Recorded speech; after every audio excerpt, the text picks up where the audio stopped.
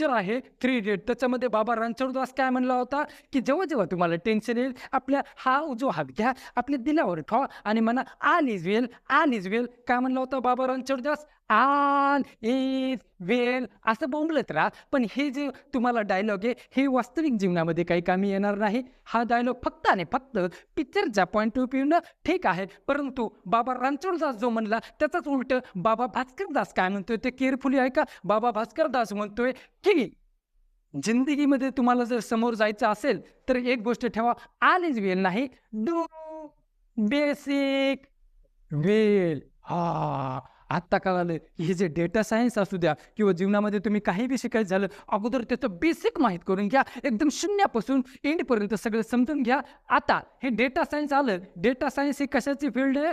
Artificial इंटेलिजन्सची. आणि हे जे फील्ड जो व्यवस्थितपणे शिकेल, ह्याच्यासाठी काय सिलेबस लागतो? काय